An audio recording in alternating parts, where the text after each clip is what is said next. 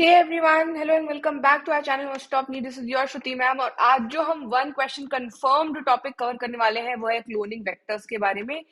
देखो, मैंने पहले भी बोला है, ऑलमोस्ट 10 डेज रह गए एग्जाम में, है ना। बहुत जरूरी है कि आप इंपॉर्टेंट टॉपिक्स स्पेशली बायोलॉजी में जो आपको पता है हाई वेटेज है उसको रिवाइज करते रहें।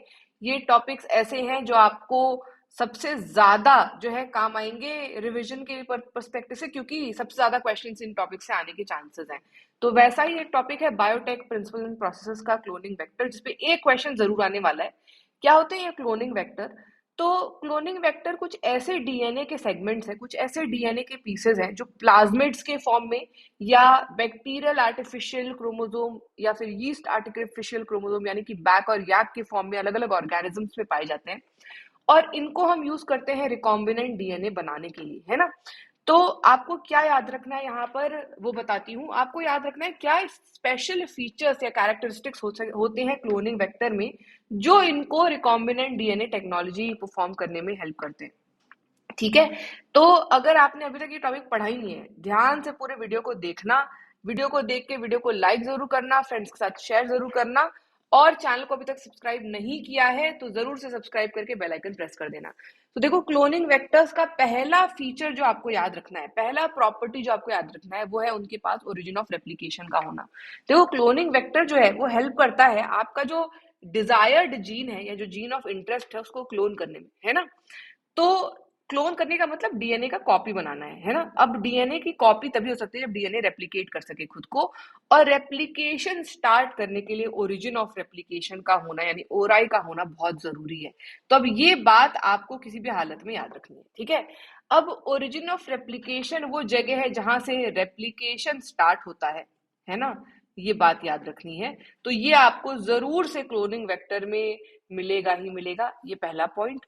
दूसरा, कि आपकी एनसीईआरटी बोल रही है कि जो ओरिजिन ऑफ रेप्लिकेशन है ना, वो डिजायर्ड जीन के कितने कॉपी बन रहा है ये भी डिसाइड कर रहा है। क्या डिसाइड कर रहा है या क्या कंट्रोल कर रहा है? It controls the copy number of the desired gene, है ना। अब ये नीट में पूछा जा चुका है, ये इंपॉर्टेंट पॉइंट है। कौन कंट्रोल कर रहा है डिजायर्ड जीन कितना कॉपी बना रहा है खुद का, है ना। वो आपका ओरिजिन ऑफ रेप्लिकेशन यानी ओराई डिसाइड करना है, ठीक। अब दूसरी चीज देखो, कोई भी ऐसा आपका क्लोनिंग वेक्टर है, जैसे यहाँ हम बात करें हैं प्लाज्मिड्स की, है ना। आपके एनसीईआरटी में प्लाज्मिड्स की ही बात की गई है, ठीक है। तो कैसा क्लोनिंग वेक्टर अच्छा माना जाता है ना। ये डिपेंड करता है कि उसको किस तरीके से रिस्ट्रिक्शन एंडोन्यूक्लियस यानी रिस्ट्रिक्शन एंजाइम्स कट करते हैं। अगर आपको रिस्ट्रिक्शन एंडोन्यूक्लियस के बारे में नहीं पता है तो ये मैंने पहले भी, है ना, अभी जस्ट आज के वीडियो से पहले ही पढ़ाया है, तो वो वीडियो जाकर देख लेना, आपको मिल जाएगा रिस्ट्रिक्शन एंडोन्यूक्लियस के नाम से, ठीक है। आपकी एनसीईआरटी बोल रही है कि भाई ऐसा क्लोनिंग वेक्टर अच्छा है जो, पहली बात, एक से ज्यादा रिस्ट्रिक्शन एंडोन्यूक्लियस से कट किया जा सके, है ना। और दूसरी बात, कोई भी रिस्ट्रिक्शन एंजाइम या एंडोन्यूक्लियस अगर उसको कट कर रहा है तो वो उसको एक ही पोजीशन पे कट कर पाए, उससे ज्यादा पोजीशंस पे कट ना कर पाए, ठीक है। यहां पर आपको दो क्लोनिंग वेक्टर्स दिख रहे हैं, है ना। पहला है ये और दूसरा है ये। अगर आप ध्यान से इन दोनों को देखेंगे, है ना, तो इन दोनों में डिफरेंस समझ आएगा। देखो, जो फर्स्ट क्लोनिंग वेक्टर है उसमें रिस्ट्रिक्शन एंडोन्यूक्लियस 1 उसको मल्टीपल लोकेशन से कट कर पा रहा है, ठीक है। यहां पर भी, यहां पर भी और यहां पर भी, ठीक। क्या उसको कोई और रिस्ट्रिक्शन एंडोन्यूक्लियस कट कर पा रहा है? नहीं, एक ही कोई जो है एंडोन्यूक्लियस को कट कर पा रहा है और वो मल्टीपल लोकेशन से कट कर पा रहा है ना। दूसरा जो आपको क्लोनिंग वेक्टर दिख रहा है वो मल्टीपल रेस्ट्रिक्शन एंडोन्यूक्लियस से कट किया जा सकता है, यानी कि 1 भी कट कर सकता है, 2 भी कट कर सकता है और 3 भी कट कर सकता है। यहाँ 1 2 3 का मतलब है अलग अलग रेस्ट्रिक्शन एंडोन्यूक्लियस को कट कर रहे हैं। और अगर आप रेस्ट्रिक्शन एंडोन्यूक्लियस 1 की बात करें तो ये इसको एक ही लोकेशन यानी यहीं से कट कर सकता है। 2 की बात करें तो वो एक ही लोकेशन यानी यहीं से कट कर सकता है, और 3 की बात करें तो वो उसको यहीं यानी एक ही लोकेशन से कट कर सकता है।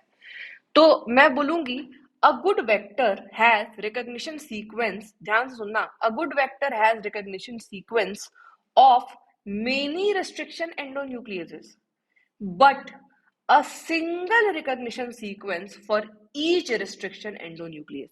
तो अब यहां पर आपको कमेंट करके इसी वीडियो में बताना है कि आपके हिसाब से 1 और 2 में से कौन सा अच्छा क्लोनिंग वेक्टर है ना? ये वाला अच्छा है, 1 अच्छा है या 2 अच्छा है, ये जरूर से मुझे कमेंट में बताना। ठीक, अब आते हैं जरा तीसरी बात करते हैं और बात करते हैं कुछ क्लोनिंग वेक्टर्स पे जो आपको याद रखने हैं, है ना? तो यहाँ बात आती है सिलेक्टेबल मार्कर की। भाई कैसे हम सिलेक्ट करेंगे कि हमारा जो जो रिकॉम्बिनेंट डीएनए बना है वो सही से बना है या नहीं?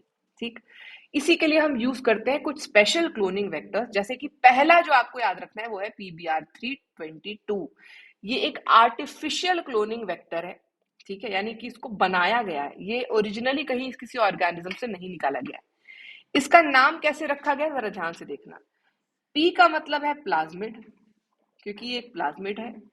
बी आर उनका नाम है जिन्होंने ये आर्टिफिशियल प्लाज्मिड बनाया है ना? तो इसको बनाने वाले हैं एक बोलिवर और दूसरे रॉड्रिगेज, ठीक है? तो इनके नाम पर बी और आर आया है ना, बोलिवर और रॉड्रिगेज। और 322 क्या है?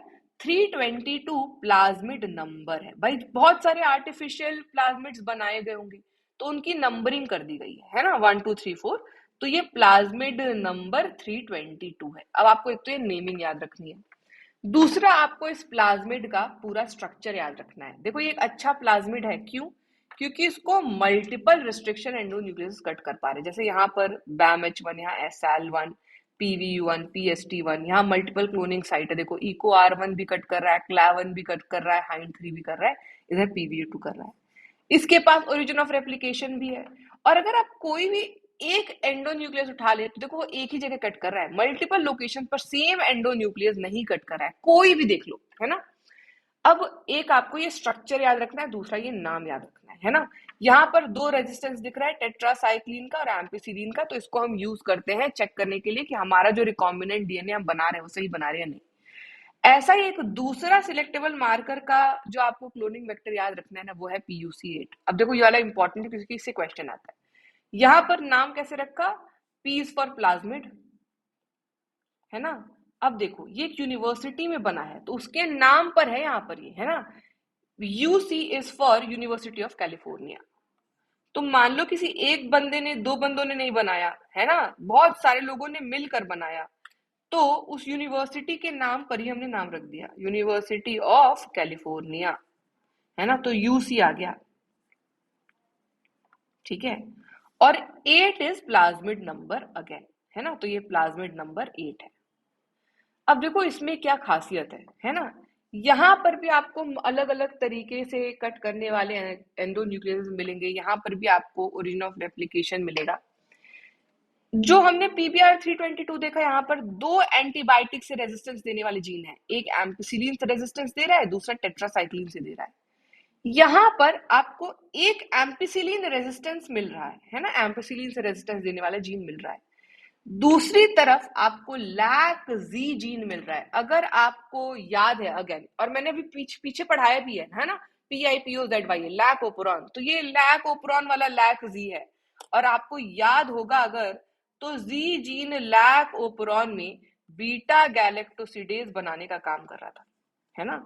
तो यहां पर भी ये एंजाइम बनेगा तो यही बनाएगा, है ना? यहां पर भी हम इसको यूज करते हैं ये देखने के लिए कि हमारा रिकॉम्बिनेंट डीएनए सही से बना है या नहीं। और जो आपको क्वेश्चन स्ट्रेट फॉरवर्ड एग्जाम में पूछा जाता है वो ये है कि अगर आप ये देखें कि रिकॉम्बिनेंट बन गया है ना, और रिकॉम्बिनेंट की कॉलोनी किस कलर की है, तो आपको ये याद होना चाहिए, है ना? तो आपको ये याद होना चाहिए कि अगर हम PUC वेक्टर यूज कर रहे हैं और हम रिकॉम्बिनेंट कॉलोनीज देख रहे हैं तो ये कलरलेस होती हैं। उसी के अगेंस्ट अगर आप नॉन रिकॉम्बिनेंट कॉलोनी देखेंगे तो वो ब्लू कलर की होती हैं। यही क्वेश्चन जो है पूछा जाएगा आपसे एग्जाम में, है ना? अब देखो ये बहुत इंपॉर्टेंट पॉइंट है जो आपको याद रखना है ना? क्या? अगर हमने सिलेक्टेबल मार्कर यूज किया, PUC वेक्टर यूज किया, और हमने जो है रिकॉम्बिनेंट पहचानना है, तो कैसे पहचानेंगे?